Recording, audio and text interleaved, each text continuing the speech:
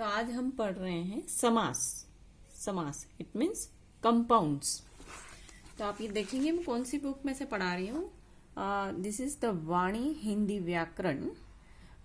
This is euro school book I think and CBSE class 6th book. So today we will study samas means compounds. So what we will learn in this chapter, हम इस पाठ में क्या सीखेंगे?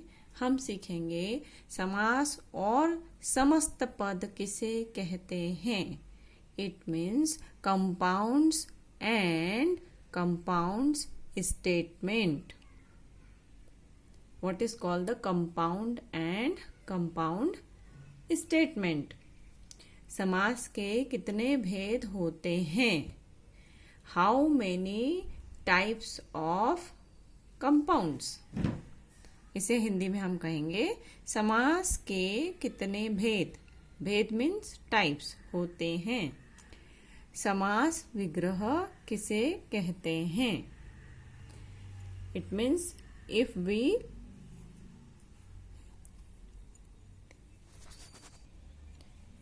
separate the compounds statement, then what we called it? So समास विग्रह किसे कहते हैं? तो पहले हम इसकी परिभाषा देखते हैं. First we will see the definition of samas means compounds. So what is the definition? समास की परिभाषा क्या है हम देखते हैं.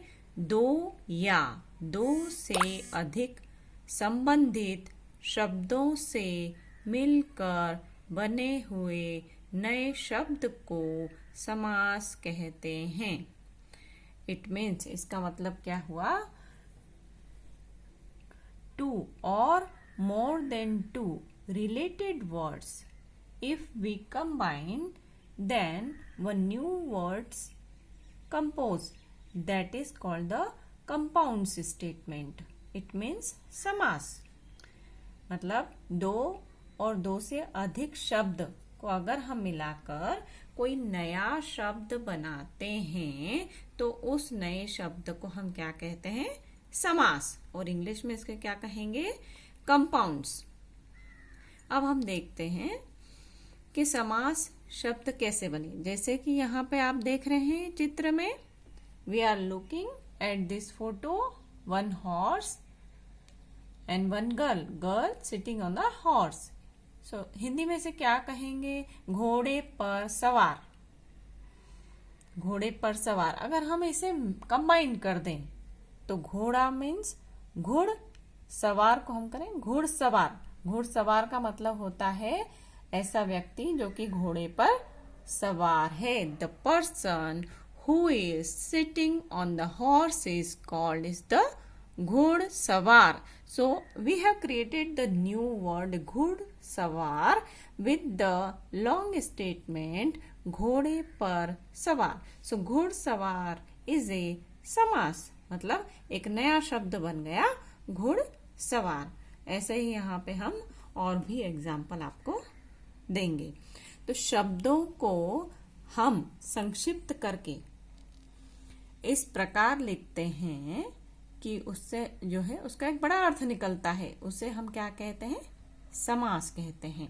मतलब संक्षेपीकरण. संक्षेपीकरण करके जो नया शब्द बनता है वो होता है समास. सो फॉर एग्जाम्पल घुड़सवार, राजमहल, रसोई घर, these are the example of सामासिक शब्द. Okay.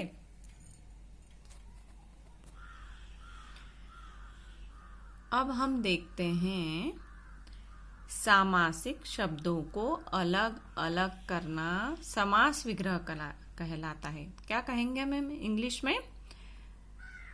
Separate the compound statement.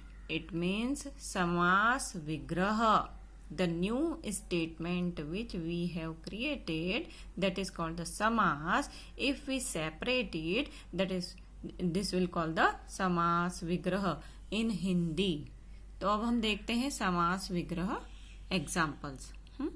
समस्त पद और विग्रह, ये क्या दिए हुए हैं? दीज आर द समस्त पद, मतलब जो नए शब्द बने हैं, जैसे कि पत्रोत्तर। पत्रोत्तर को अगर हम अलग अलग करेंगे तो क्या बनेगा? पत्र का उत्तर, आंसर ऑफ द लेटर। पत्रोत्तर क्या होता है? Answer of the letter. Okay, that is called in English. Hindi में क्या हुआ? पत्र का उत्तर, और उसका समास शब्द क्या बनेगा? पत्रोत्तर। अब आती है देशभक्ति। देशभक्ति को अगर हम अलग अलग करें तो क्या होता है? देश के प्रति भक्ति। ऐसे ही अगर हम आज्ञा अनुसार को अलग अलग करें तो आज्ञा के अनुसार। प्रतिदिन, प्रत्येक दिन। यथाशक्ति, शक्ति के अनुसार। What is mean by shakti? Means power, according to power, शक्ति के अनुसार। तो अभी हमने जो हिंदी में एग्जाम्पल बताई थी, अभी मैं आपको इंग्लिश में बता देती हूँ। देशभक्ति, इट मीन्स पैट्रियटिज्म, देश के प्रति भक्ति। आज्ञा अनुसार, अकॉर्डिंग टू रूल। हम इसको अलग अलग करेंगे। If we separate it, it will be आज्ञा के अनुसार। ओके। रसोई घर, so rasoi ghar is a Hindi word of kitchen. If we separate it, रसोई के लिए घर, the room of the kitchen, this is called in English. So now samas vigrah, the separation of the compound statement we have completed. If you have till now any doubt, अगर आपको कोई भी doubt है, कोई भी संशय है, आप कमेंट में क्वेश्चन डाल सकते हैं। अब हमारा नेक्स्ट टॉपिक क्या होगा? समास के भेद। चलिए ठीक है, समास के भेद पढ़ने के पहले यहाँ पर चैप्टर में कुछ स्टार्टिंग में हमें दिया हुआ है, वो हम देख लेते हैं। So we have the starting of the chapter. In this chapter, what they have given?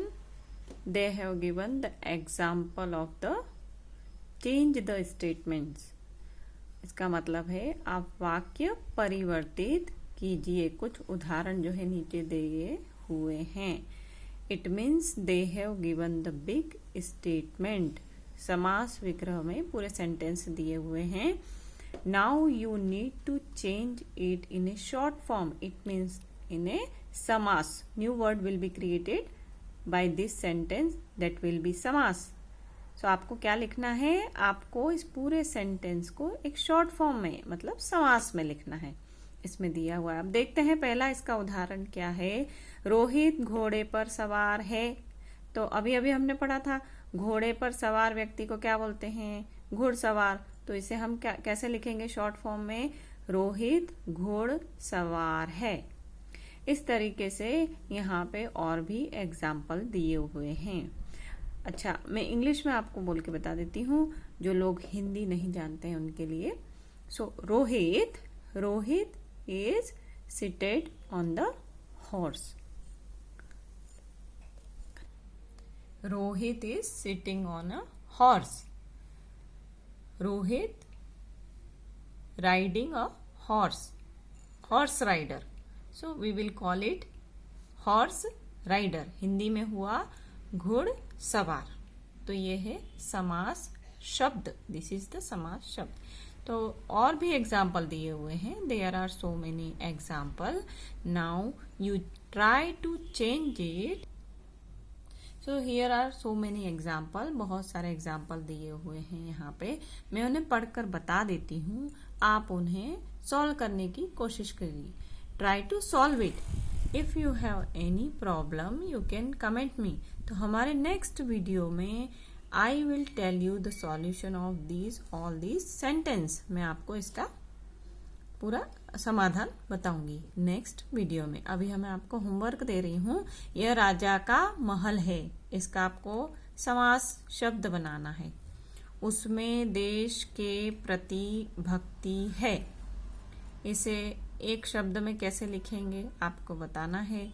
घर में प्रत्येक दिन दूध आता है। गुरु की आज्ञा के अनुसार कार्य करो। वह डर के बिना खड़ा रहा।